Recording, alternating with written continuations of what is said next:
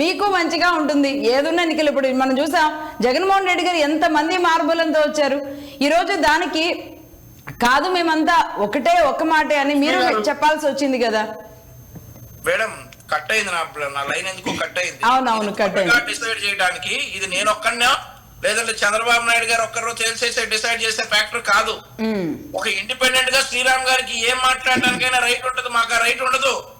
మాకు కావచ్చు, వైఎస్ఆర్సీ కావచ్చు, ఆ రైట్ ఉండదు మాకు.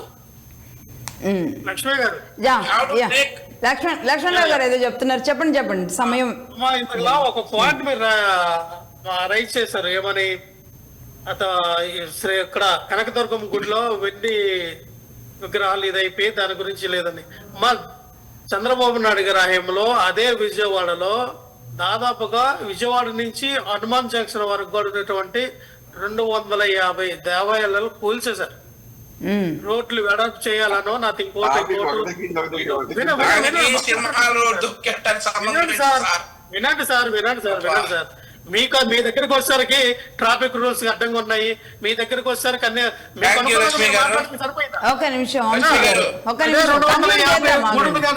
మేము ధ్వంసం చేస్తే ఇంకో రకంగా మీరు ప్రచారం చేస్తారు కదా.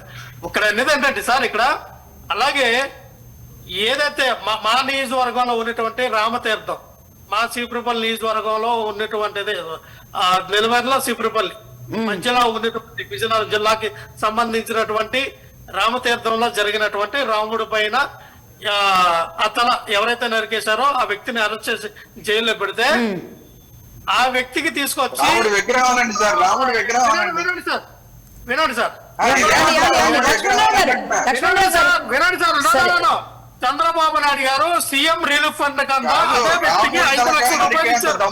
అంత పుట్టినాడు ఎవరు లేడు. నేను విగ్రహం అంటే దయచేసి అంటున్నా, రాముడు ఎవరు నరకలేదు కానీ విగ్రహం అనండి అంటున్నారు. ఏమండి ఆ చర్చ లక్ష్మణరావు గారు దానికి ముందు 5 ఏళ్ల పాటు ఇదే దుర్గశ్రీరామ్ గారు అంటే మీరు కూడా మీ ప్రాంతానికి సంబంధించి మీ రాముడికి సంబంధించి మీరంతా మాట్లాడడానికి చాలా కాలం ముందు నుంచే వీళ్ళందరూ మాట్లాడుతున్నారు. ఇదో పెద్ద చర్చలు. మీరు కొండ విషయం ఒకటి అన్నారు, కావాలంటే కొండ విషయం మాట్లాడదాం, దానికి నేను కూడా రెడీ. ఎలా అంటే ఎలా చర్చలు వచ్చినాయి అక్కడికి, ఎట్లా కొండ ఆక్యుపై అయింది, దానికి నేను రెడీ.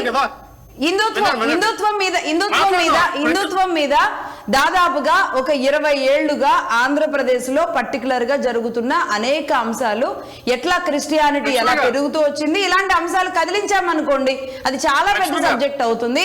అది మరొకసారి మాట్లాడదాం. వినండి నేను అనేదేనంటే అదే వ్యక్తికి చంద్రబాబు నాయుడు గారు 5 లక్షల సీఎం రిలీఫ్ ఫండ్ కింద ఎలాగిస్తారు, ఎందుకు ఇచ్చారు? ఎవరైతే ఆ విగ్రహం తల నరికినటువంటి వ్యక్తికి సీఎం చంద్రబాబు నాయుడు గారు 5 లక్షల రూపాయలు సీఎం రిలీఫ్ ఫండ్ కింద ఎందుకు ఇచ్చారు? మాకు తెలియదు ఈ విషయం. లక్ష్మణరావు గారు వాట్సాప్ లో స్టేట్ చేయండి లక్ష్మి గారికి. ఇది చాలా పెద్ద వాట్సాప్ లో కాదు, మీరు ఇది వాట్సాప్ అనేది రాదు అంటే మీ దగ్గరికి వచ్చరికి వాట్సాప్ యూనివర్సిటీలో వచ్చిన సబ్జెక్ట్ కాదు. అర్థం కావట్లా, దీని మీద ఇంకా మాట్లాడదాం, దాని మీద వివరాలు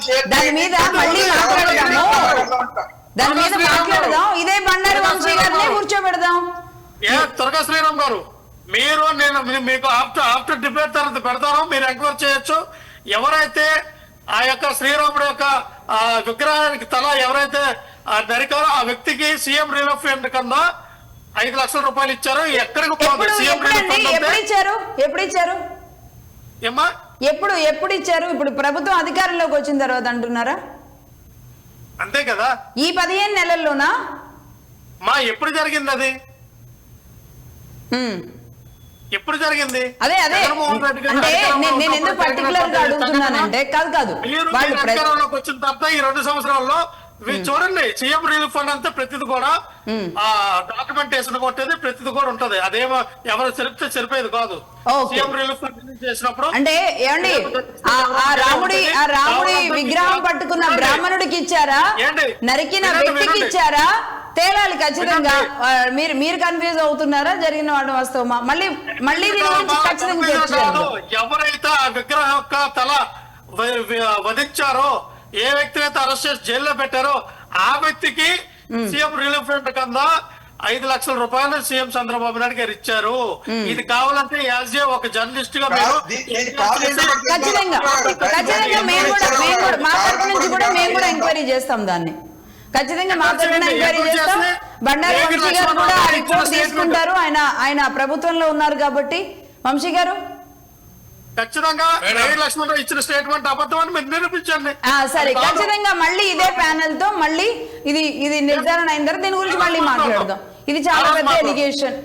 రైట్ అండి. మొత్తానికి కొన్నాళ్ల పాటు దీని గురించి మాట్లాడకుండా పూర్తిగా రిపోర్ట్ వచ్చిన తరువాత మాత్రమే మాట్లాడదాం అనేది ఒక ఏకపక్ష తీర్మానంగా అయితే పార్టీలు ముందుకెళ్తే బాగుంటుంది అనేది ఓవరాల్ గా ఒక క్లారిటీ. బండారు వంశీ గారు అంతే కదా?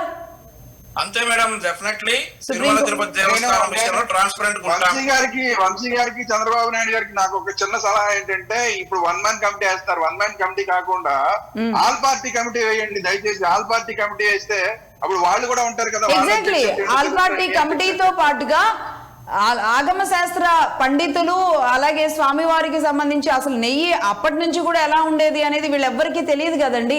వంశీ గారే చెప్పారు 1700 దీంట్లో మెడికల్ కి సంబంధించిన వాళ్ళు కూడా ఉండాలి. ఎందుకంటే ఆయిల్స్ ఉన్నాయి కదా, వాటి సంగతి ఏంటో ఫుడ్ సేఫ్టీ, అవునవును, ఫుడ్ అండ్ సేఫ్టీ డిపార్ట్మెంట్ వాళ్ళు కూడా ఉండాలి. ఆ స్థాయిలో ఇవ్వగలిగితే ఇంకా కదండి అమ్మా. ఎఫ్ఎస్ఐఎల్ కూడా సిబిఐ లో ఆ రోజున సిబిఐ ఎంక్వైరీలో కూడా వాళ్ళు ఉన్నారు, ఆ కమిటీలో ఉన్నారు.